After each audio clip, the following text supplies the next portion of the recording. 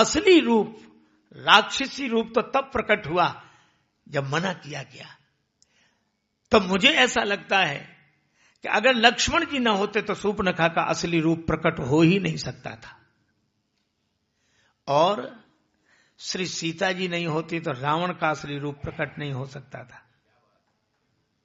सीता जी रेखा के बाहर निकले, राम जी नहीं है, लक्ष्मण जी नहीं है। लक्ष्मण जी रेखा खींच कर गए कि माता इस रेखा के बाहर मत निकलना। इतने में रावण आया और महाआधार्मिक आदमी साधु बनकर आया, और सीता जी ने देखा साधु भिक्षा मांग रहा है, भिक्षाम दे, पर देवर कह गए कि रेखा के बाहर मत निकलना। और सीता जी सोचती हैं कि आगत अतिथि साधु बिना भिक्षा के चला जाए तो गृहस्थ का धर्म चला जाएगा, क्योंकि हमें उस कुल की पुत्र वधू मंगन लहाई न जिनके नाही, मांगने वाले जहां मना सुनकर नहीं गए। तो अतिथि को आतिथ्य देना ये धर्म है, लेकिन संकट तो आ सकता है, पता नहीं कौन हो ये। आप एक बात सोचो, क्या संकट के डर से कोई धर्म का पालन बंद कर देगा? कई लोग मिलते हैं, हमें तो अक्सर मिलते हैं, महाराज पहले हम भी बहुत धर्म कर्म करते थे, पहले करते थे बहुत धर्म का काम, बहुत पुण्य का काम करते थे, लेकिन हमारे संग धोखा हुआ। हमने धर्म में पैसा लगाया, उन्होंने गलत उपयोग कर दिया, हमने ऐसा किया, उन्होंने वैसा किया, तब से हमने बंद ही कर दिया, हमें करना ही नहीं है। तो उनके सुनने वाले कहते ठीक किया आपने, जमाना ही ऐसा है, बिल्कुल अच्छे काम करने का तो जमाना ही नहीं है, बिल्कुल नहीं है। तो हमने उन सज्जन से कहा भाई साहब एक बात बताओ। बोले बोलो। हम लोग का भोजन करने से पेट खराब कितने बार हुआ? तो बोले कई बार हुआ। तो हम लोग का फिर भोजन बंद कर दिया? बोले वो तो नहीं किया, हम लोग भोजन बंद किया नहीं, एक धर्म ही मिला था बंद करने के लिए।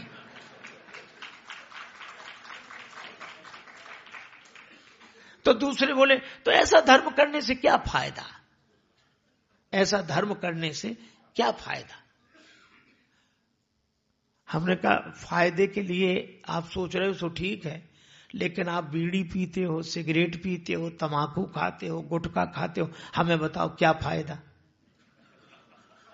तंबाकू खाने से क्या फायदा, गुटखा खाने से क्या फायदा, बीड़ी सिगरेट पीने से क्या फायदा? बोले ये तो हमने सोचा ही नहीं, हम लोग इतने काम बिना फायदे के सोचे कर रहे हो। एक धर्म ही मिला है जिसके लिए फायदा सोचोगे? आप देखो हमारे यहां धर्म का पालन स्वभाव में जब हो जाता है, जब हम धर्मशील होते हैं, वर्षा होती है, बादल कभी नहीं सोचते कि हमारे पानी का ये दुरुपयोग करेंगे या सदुपयोग। पहाड़ से गिरता हुआ झरना कभी नहीं सोचता कि हमारे जल का दुरुपयोग होगा या सदुपयोग। सूर्य नित्य सवेरे जागकर नियम पूर्वक अपने धर्म का पालन करते, कभी नहीं सोचते कि हमारे प्रकाश का लोग सदुपयोग करेंगे या दुरुपयोग। इन्होंने कभी नहीं सोचा, सब अपने अपने धर्म का पालन कर, एक हम ही हैं जो पहले सोचते हैं कि हम धर्म करेंगे तो तुम इसका क्या करोगे ये बताओ। इसका मतलब हमारा धर्म दूसरे की क्रिया प्रतिक्रिया पर निर्भर है। धर्म हमारे स्वभाव में होना चाहिए। श्री सीता जी ने कहा कि संकट के डर से क्या मैं धर्म का पालन बंद कर दूं? मैं रेखा के बाहर जाऊंगी, धर्म का पालन करूंगी। और श्री सीता माता जैसे रेखा के बाहर निकली, तब रावण ने निज रूप दिखावा, रावण ने असली रूप प्रकट किया। सीता जी से किसी ने कहा कि अब आपकी रक्षा कौन करेगा? ना राम जी है ना लक्ष्मण जी। श्री सीता जी ने कहा कि ना हो राम जी ना हो लक्ष्मण जी तो भी मेरी रक्षा होगी। कहा क्यों होगी? सीता जी ने कहा यदि मैंने धर्म की रक्षा की है तो धर्म मेरी रक्षा करेगा। धर्मो रक्षति रक्षिता। आप विचार करो, अगर श्री सीता जी ने यह न किया होता तो रावण का असली रूप प्रकट नहीं होता। रावण का असली रूप प्रकट करने वाली सीता जी, शूर्पणखा का असली रूप प्रकट करने वाले लक्ष्मण जी, और मारीच का असली रूप प्रकट करने वाले राम जी। हमारे साथ कठिनाई यह होती है कि हम धार्मिक होते हुए भी पूरे धार्मिक नहीं होते। हम धर्म को जानते रहते, धर्म को जी नहीं पाते हैं। और ये आपको रावण में भी दिखाई पड़ेगा, शूर्पणखा में भी दिखाई पड़ेगा, मारीच में भी दिखाई पड़ेगा। मारीच तो राम जी की शरण में आया, और मैं ये नहीं कहता कि मारीच गलत है, राम जी की शरण में आया, और जब पास में आ गया, श्री सीता जी ने कहा कि बड़ा सुंदर हिरण है। राम जी ने कहा ये मारीच है, कपटी है, कपट कहीं सुंदर होता है। सीता जी ने कहा प्रभु क्षमा करो कि इसका कपट भी सुंदर है। जब निष्कपट था तो आपसे दूर था, कपटी बना तो आपके पास आ गया, तो धन्य है ऐसा कपट जो जीव को आपसे जोड़ दे। भगवान राम धनुष बाण लेकर चले तो मारीच देखता है पीछे, भागता है आगे। का ऐसा क्यों? का भाग्य आगे ले जा रहा है और भाव पीछे देखने के लिए विवश कर रहा है। मैं तो स्वभाव से मजबूर हूं इसलिए आगे भाग रहा हूं, लेकिन मैं यह देख रहा हूं कि मैं तो आप तक नहीं आ सकता, लेकिन क्या आप भी मुझ तक नहीं आ सकते? भगवान राम धनुष बाण लेकर पीछे पड़ गए कि तुम्हारा भाव है तो मैं पीछे चलूंगा। रघुपति दूर जाए मृग मार्यो, रघुपति दूर जाए मृग मार्यो, रघुपति मृग मारो रघुपति दूर जाई मृग मार्यो, रघुपति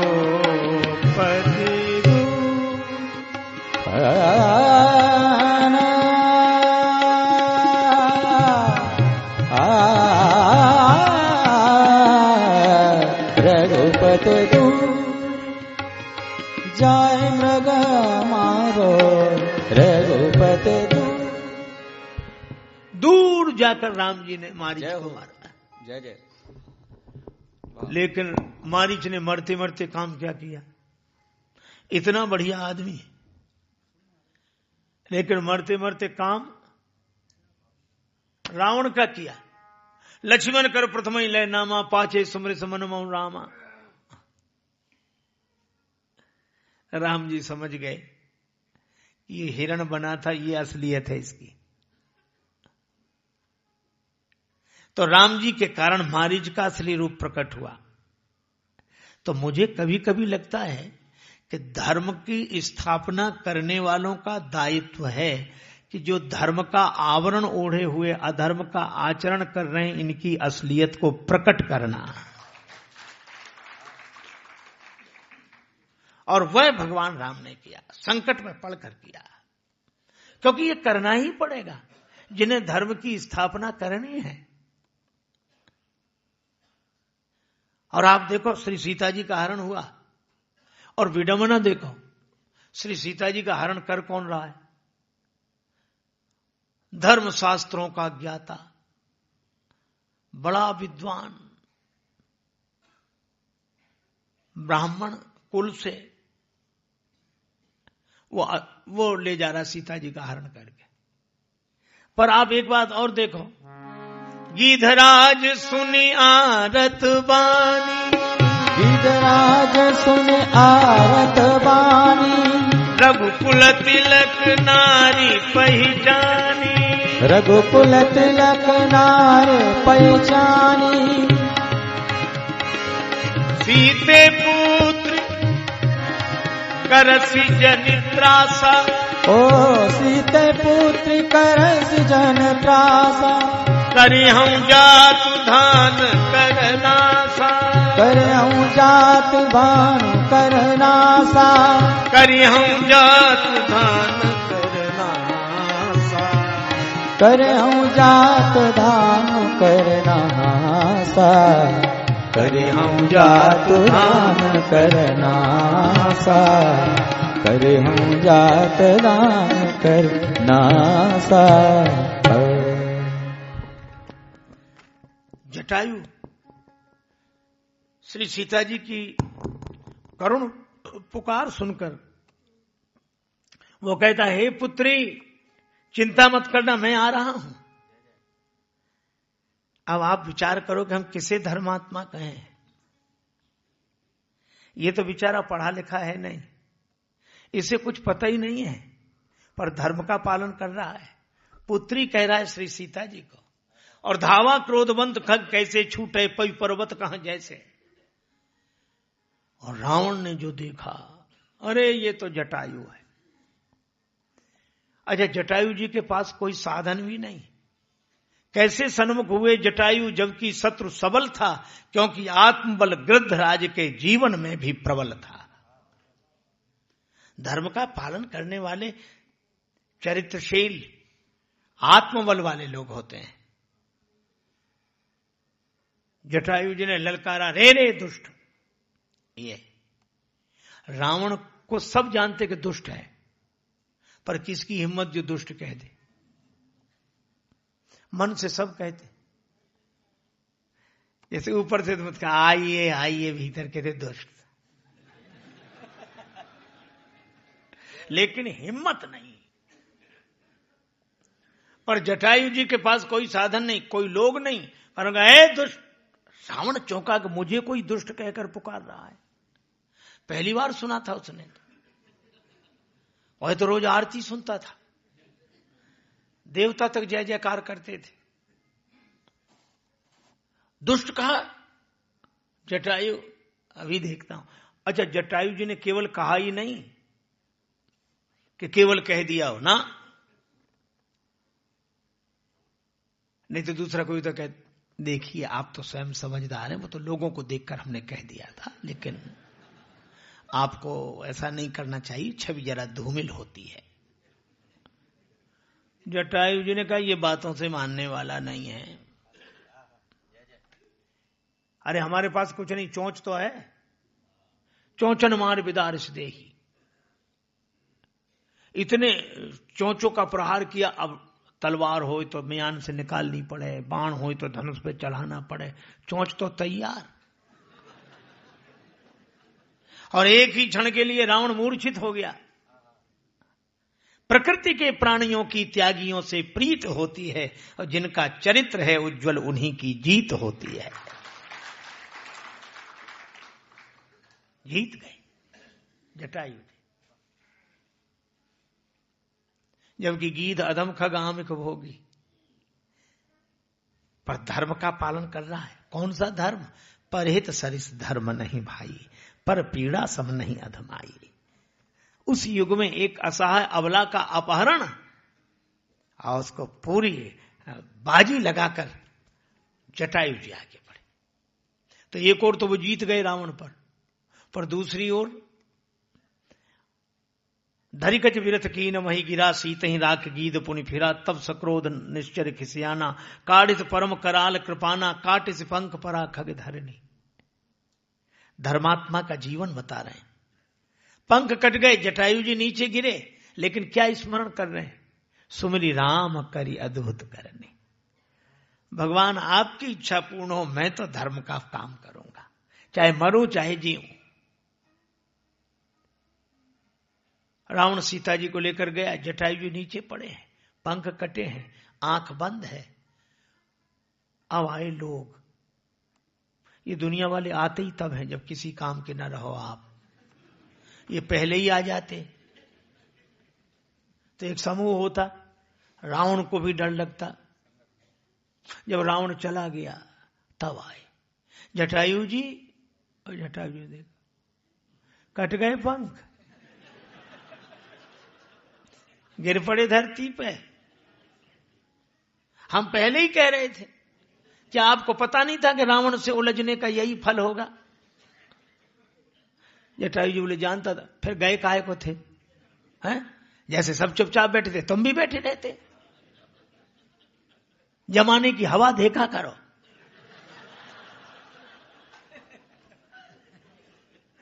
जटायु जी ने कहा कि मैं इसीलिए गया तो भारतवर्ष में जहां धर्म की दुहाई दी जाती हो, धर्म के जानकार लोग जहां पग पग पर मौजूद हों, वहां एक अबला का अपहरण हो, सारा समाज चुप बैठा रहे, कोई ऋषि मुनि नहीं आए, जिन पर रक्षा का भार था, विदिशा के देवता नहीं आए, और जब सब मौन रहे तो मैं नमूना बनकर सामने आ गया। मैंने सोचा कि आज यह दशा है तो भविष्य में लोग क्या कहेंगे। क्या धर्म का स्वरूप केवल जानने के लिए है, जीने के लिए नहीं है? तो मैं नमूना बनकर सामने आ गया। का नमूना क्या बने, दुर्दशा हो गई। जटायु जी ने कहा कोई दुर्दशा नहीं, एक दिया रात भर जलता रहा, सवेरे बुझ रहा था। किसी ने कहा दिए तुम्हें दुख नहीं होता, तुम बुझ रहे हो। दिए ने कहा चाह स्नेही स्नेह की नहीं, स्नेह में जी को जला चुका हूं, बुझने की मुझे परवाह नहीं, पथ सैकड़ों को दिखला चुका हूं। मैंने धर्म का जीवन जिया है, इसलिए संतोष पूर्वक मरूंगा। ये हमारे यहां के धर्मवीर। अच्छा, चिंतन किसका कर रहे हैं? तो क्या धर्मात्मा भक्त नहीं होते? होते हैं। मरत मरत न मैं रघुवीर बिलो के, मरत रघुवीर बिलो के, मरत न मैं। तापस वेश बनाए,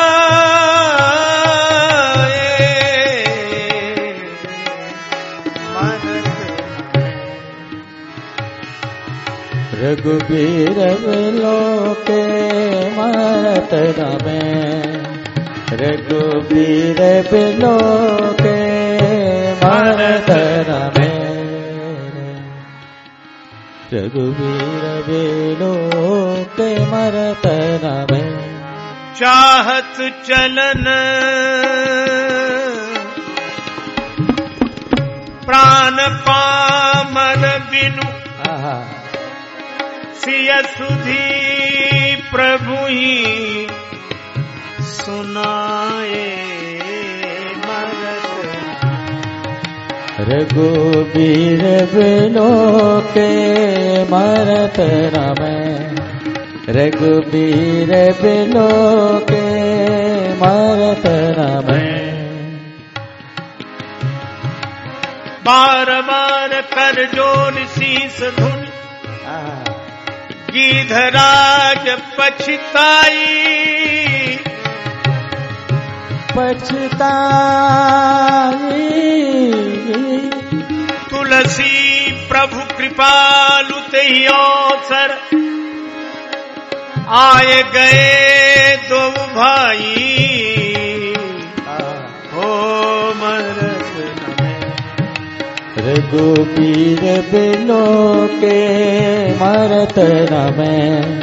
रघुबीर बिलो के, मरत न मैं। अति घायल दो कटे पखना, रसना तऊ पे रट लाती रही, तन पीर अधीर परे तबहू, हरि नाम की प्रीत सुहाती रही। रघुनाथ दशा लख के तेहि की, केहि की उमगे बिनु छाती रही। गति गीध की देख दया निधि को, सुधि सीय के शोध की जाती रही। भगवान ने जटायु जी के माथे पे हाथ रखा। जटायु जी ने सोचा कि फिर आ गए वही दुनिया वाले भी बातें करेंगे। सो जटायु जी आंख बंद किए ही रहे, बोले भैया कोई भी हो जाओ, कोई भी हो, मैं कहता हूं बस जाओ, मुझको मरने दो। हा राम मंत्र यह माता का, आराधना इसकी करने दो। राम जी ने कहा, गदगद होए बोले प्रभु मैं ही हूं वह राम, भक्त राज देखो तुम्हें करता राम प्रणाम। जटायु जी ने नेत्र खोले, निरख राम छवि धाम, मुख विगत भई सब पीर। गीध को गोद में राखी कृपा निधि, नैन सरोजन में भरी बारी, बार ही बार समारत पंख, जटायु की धूर जटान सुझारी।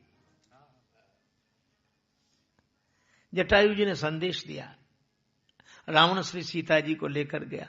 राम जी करे तुम्हारी ये दुर्गति की किसने? कहा प्रभु आपकी गोद मिल गई तो गति हो गई, नाथ दशानन यह गति की नहीं। अब मैं चलना चाहता हूं। संदेश दे दिया। भगवान ने कहा कुछ दिन जीवित रह जाओ। जटायु जी बोले रिपुते सियको न छुड़ाए सक्यो, ऐसो तनु राखे कहा करिए। श्री सीता जी को छुड़ा नहीं सका, ऐसे शरीर को रखकर क्या करूंगा। भगवान ने कहा तो कुछ दिन जीवित रह जाते तो मुझे पिता का सुख मिलता, आपको पुत्र का। जटायु जी बोले अब तो आप नेत्रों के सामने मेरे प्राण जा रहे हैं, मैं इसमें तृप्त हूं। भगवान बोले तो वरदान मांग लो, मांगो वरदान प्रियतात बिछुरती बार देगो सब हार, ये राम रुचि तुम्हारी में। जटायु जी बोले देंगे, कहा आप रहा पास क्या तुम्हारे नाथ, देखूं महाराज को विराग भेषधारी में।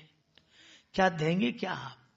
राम जी बोले ये तो लीला है पर जानते नहीं हो, कौशलेश रमेश हूं मैं, अखिल भुवनेश बैकुंठ को बिहारी में। जटायु जी बोले गोद ले लिया या गृद्ध को विनीत आते, प्रभु की संपत्ति को भयो हूं अधिकारी मैं।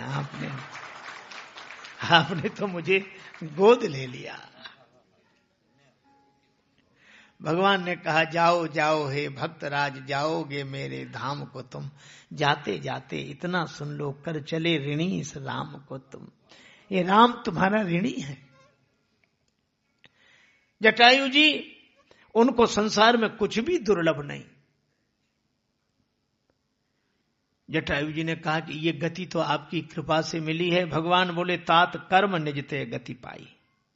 कौन सा कर्म मैंने किया? मैं तो धर्मात्मा हूं ही नहीं, अधम पक्षी हूं, मांसाहारी पक्षी हूं, मुझे तो सब दूर दूर समझते हैं। भगवान ने कहा वो सब व्यवस्थाएं अलग हैं, लेकिन तुमने धर्म का पालन किया है। कौन सा धर्म? का परहित बस जिनके मन माही, तिनका जग दुर्लभ कछु नाही। परहित सरिस धर्म नहीं भाई। और भगवान आगे बढ़े, आगे बढ़ना तक कबंध मिला, उसके सिर ही नहीं। दुर्वासा जी ने मुझे श्राप दिया और ये अब बिना सिर का शरीर। आप कल्पना करो, हमारे यहां दो ही चीजें तो हैं, ये दिमाग विचार देता, शरीर काम करता है, और सिर हो ही नहीं, मतलब बिना विचार का काम, बिना सिर का केवल धड़ ही धड़धड़ाता फिरे। भगवान ने कहा सुन गंधर्व कहो मैं तो ही, मोई न सुहाई ब्रह्म कुल द्रोही। बिना सिर का शरीर जैसे अच्छा नहीं लगता, ब्राह्मणों का विरोधी मुझे अच्छा नहीं लगता। और भगवान ने ब्राह्मणों की महिमा गाई, बिल्कुल ठीक। लेकिन तुलसीदास जी संतुलन कैसा बनाए हुए हैं ये भी तो देखो। कई निज धर्मता ही समझा, उसको समझाया, और उसके बाद कबंध को गति दी। ताह दे गति, आगे राम उदारा, गए कहां? का शबरी के आश्रम पर उधारा। उसे गति देने के बाद शबरी के आश्रम पर गए, और शबरी से क्या कहा? शबरी माता मैं केवल एक नाता मानता हूं, कह रघुपति सुन भामिनी माता, मानव एक भगति कर नाता। ये संतुलन है, ये दो किनारों को मिलाया गया है। ये दो विचारधाराओं में विवाद नहीं है, ये दो विचारधाराओं में संवाद है। भगवान राम संकट में भी धर्म का त्याग नहीं करते। लक्ष्मण जी मूर्छित हुए, सुखैन वैद्य को बुलाया। सुखैन वैद्य ने आकर कहा कि ये मेरा धर्म नहीं है, मैं रावण का राज्य वैद्य हूं, तुम्हारे यहां उपचार करूं? अधर्म है, कहो तो अधर्म का पालन करूं। राम जी की जगह दूसरा कोई तो सब चलता है, ये सब नहीं, करो करो। पर राम जी ने क्या कहा? धर्म पर ही अवध का राज्य गया, पूज्य पिता का मरण हुआ, धर्म पर ही मुझे वनवास मिला, देवी सीता का हरण हुआ। अब उसी धर्म बलि वेदी पर लक्ष्मण भी मरता तो मर जाए, पर राम की यही आवाज सदा कि न कभी अधर्म होने पाए। अगर तुम्हें लगता है कि अधर्म तो मत करो। सुखैन ने चरण पकड़ लिए, महाराज मैं तो केवल आपकी निष्ठा जानना चाहता था, नहीं तो वैद्य के लिए तो रोगी ही है, उसमें शत्रु मित्र का भेद कहां। भगवान राम युद्ध करते हैं रावण से, समझौते के लिए भेजते हैं, धर्म है, पर रावण युद्ध करने आया। एक दिन उसका सारथी और ये सब भगवान ने बाण मार कर तोड़ दिए। अब भगवान ने कहा कि रावण अब तुम थक गए हो, तुम्हारे पास कोई शस्त्र नहीं है, अब तुम जाओ, आज आराम करो, कल फिर आना लड़ने के लिए। उस दिन रावण को नींद नहीं आई। मंदोदरी ने कहा कि राम जी के बाणों ने ज्यादा घाव दिए हैं क्या? रावण ने कहा कि नहीं नहीं मंदोदरी, आज रावण के बाणों ने नहीं, राम जी के बाणों ने नहीं, राम जी की बाणी ने घाव दिए। शत्रु के प्रति भी ऐसा भाव। और तो और विभीषण जी शरण में आए, भगवान ने लंकापति बना दिया। किसी ने कहा कहीं रावण शरण में आ गया तो भगवान बोले पहले तो आएगा नहीं, और आ जाएगा तो कोई बात नहीं, विभीषण को अगर लंकापति बनाया तो रावण को अयोध्यापति बना दूंगा। अभी 2 भाई वन में घूम रहे, फिर 4 भाई वनवासी बन के घूमेंगे। यह है श्री राम। सुलोचना आई राम जी के दल में अपने पति का कटा हुआ सिर लेने। रावण ने कहा बेटी जाओ।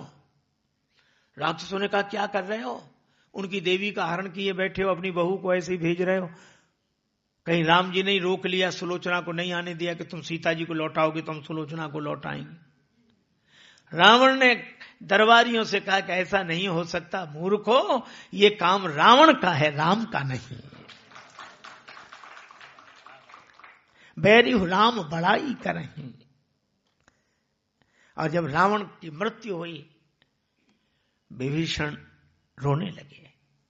भगवान ने विभीषण जी से कहा विभीषण, देह के अंत होने पर वैर का भी अंत हो जाना चाहिए। देह का अंत होने पर वैर का अंत हो जाना चाहिए। अब तो ये जैसे तुम्हारा बड़ा भाई है, इसी तरह मेरा भी बड़ा भाई है, इसका अंतिम संस्कार करो।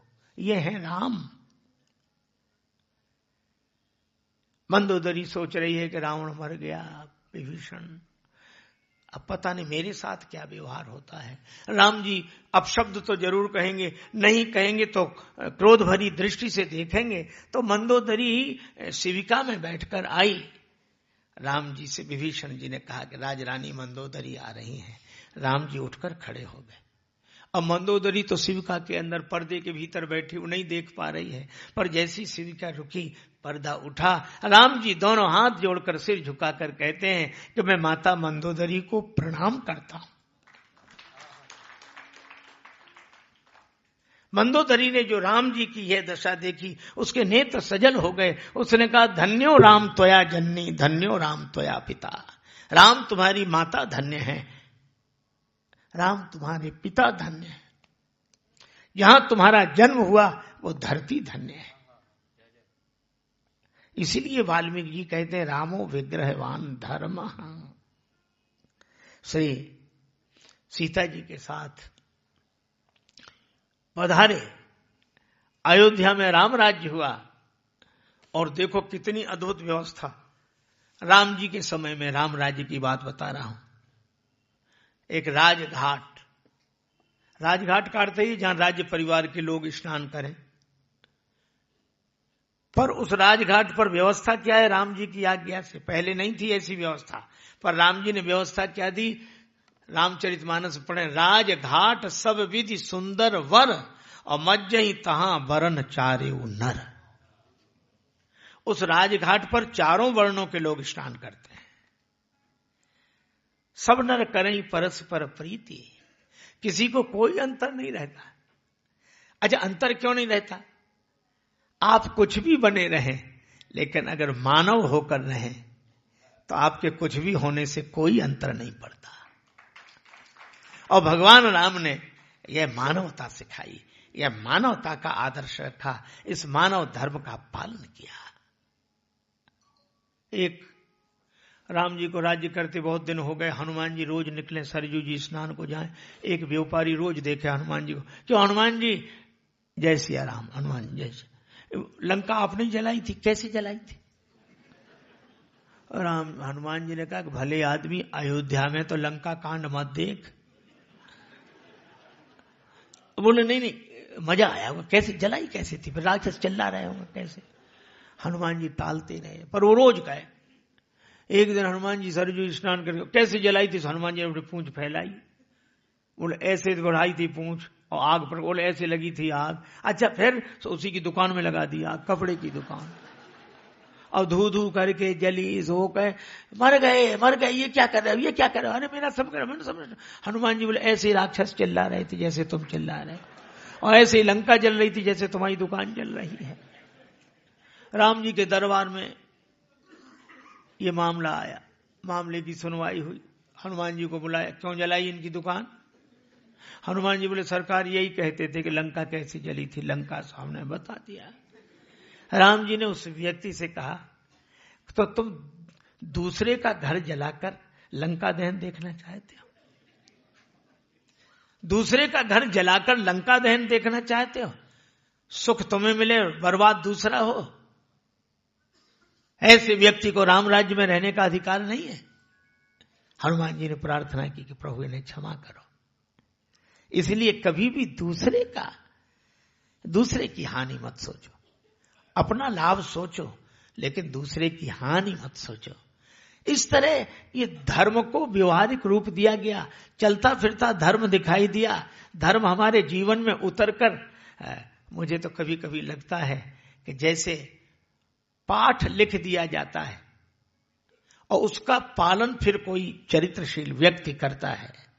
इसी तरह एक बार तो बड़ा अजीब हुआ, भीम का पाठ दे रहा था एक व्यक्ति, तो उससे कहा कि पाठ्य पुस्तक में से पाठ याद कर लेना। उसने याद कर लिया, और याद क्या किया, विचित्र काम किया उसने। उसमें कोष्टक बना था, तो कोष्टक में लिखा रहता पर्दे का उठना, सीन का बदलना, भीम का गदा लिए हुए प्रवेश होना। कोष्टक सहित पाठ याद कर लिया।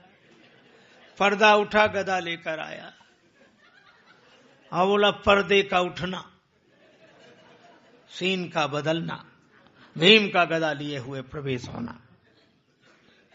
लोगों ने कहा ये थोड़ी याद करना था। बोले हमें क्या पता, हमने सब याद कर लिया। तो जैसे पाठ लिखा जाता है, पर उसको जीवन में कोई उतार देता है तो वह आचरणीय हो जाता है। वाल्मीकि जी ने इसीलिए भगवान राम का अवतार कराया कि हमारे सनातन धर्म को कोई अपने व्यवहारिक जीवन में उतार कर सारे समाज को दिखा दे और सारा समाज धर्मात्मा हो जाए। इसलिए कहा रामो विग्रहवान धर्म। और श्री तुलसीदास जी ने भी इसीलिए राम अवतार कराया। और मुझे लगता है कि श्री राम अवतार से हम आप सभी धर्मात्मा हो सकें, हम आप सभी धर्म का पालन कर सकें। ये निश्चित रूप से एक दूरी के बाद दूसरा बिजली का खंभा, उसकी दूरी के बाद तीसरा बिजली का खंभा। तो राम जी अवतरित हुए, वाल्मीकि रामायण पहले लिखी गई, राम जी का अवतार बाद में हुआ। फिर देखा कि फिर वैसी धुंधली दशा हो रही है, तो तुलसीदास जी ने रामचरितमानस के रूप में भगवान का अवतार कराया। और कहीं फिर धर्म की वैसी दशा ना हो जाए तो भगवान ने कृपा करके इन महापुरुषों के द्वारा राम कथा का प्रचार नित्य नूतन कराया, ताकि ये राम अवतार होता रहे। राम जी का अवतार हो, श्री राम जी का अवतार हो, सीता माता, और यह सब हमारे जीवन में रहे। तो इन 5 दिनों में हम लोगों ने राम जी के जन्म के हेतुओं पर तो चर्चा नहीं की, परम विचित्र एक ते एका, पर राम जन्म का जो उद्देश्य है